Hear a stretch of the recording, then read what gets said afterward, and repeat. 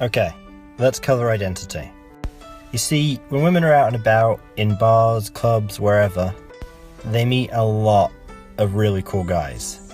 In fact, if a woman's even a little bit attractive, she's meeting a cool guy multiple times a day. So if you're just a cool guy to her, you're no different from the next cool guy or the cool guy before. As you can imagine, people change over time, their perceptions change over time. And if she hasn't really got anything real to hold on to other than your shininess as a quality, then there's a good chance she's not gonna really want to hang out with you because, as I said, there's another one coming any second now. This is why it's so important that we're able to ground our identity to a woman we've met. This means that when we get out of the shininess phase and she's thinking about us in a normal place and time, she's going to be thinking about actual quality attributes we have, not just random things we did that were fun. Now, that doesn't mean you should be boring and tell your whole life story. You're definitely going to want to word it correctly. And one of the funnest ways I have of doing this is by breaking it into a story using everyday components. So let's say you're in banking or finance. You could say, hey, you know that big financial collapse that happened in 2008? And she'll say, yes, of course, duh. And you'll say, well, I know that really happened because you spent all that money on your daddy's credit card and you couldn't afford to pay it back. And this comment's a little edgy, you'll notice, guys, but that's intentional. We're keeping it fun and engaging. So she laughs or calls you an asshole or whatever, and you continue and you say, well, I work in finance and my job is to help clear up all this mess you created. And I'm watching you, I don't want you to start doing this again. Now, hopefully you've seen that we've really talked about a topic that could be incredibly boring to most women, and we've just made it fun and we've grounded it.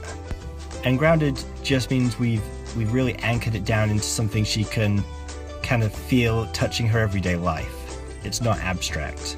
Now, obviously you could do this for anything from being a doctor and pills to being an internet marketer and do you know how Google works and many, many more. I really encourage you as homework for part of this section to go ahead and post your job in the discussion section, because what we can do is we can go in there, and myself and other people who are going through this program, we can critique each other and help each other. Now, of course, I focused on identity as a job here, but that doesn't mean that your identity is your job.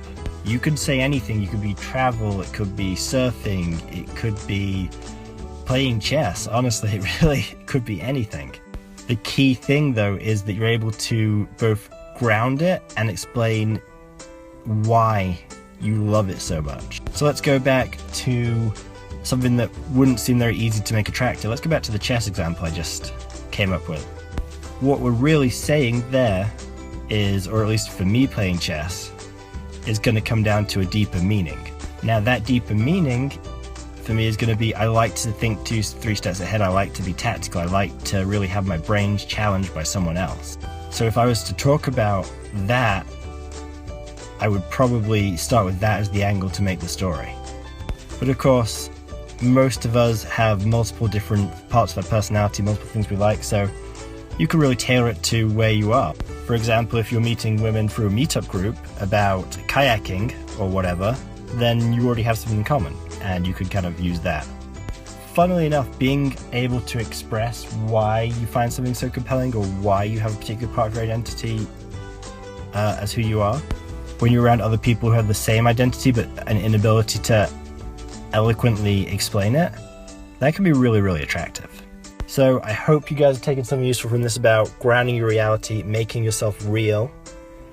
And I'm going to just share one other reason why this is so important, in fact.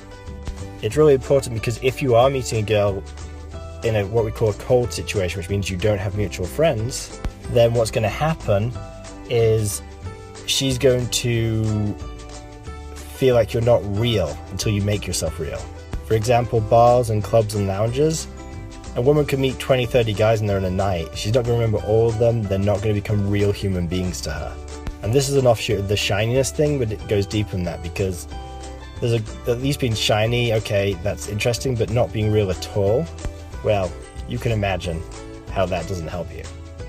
So feel free to put some questions in the discussions, I'll answer them, and let's make some stories.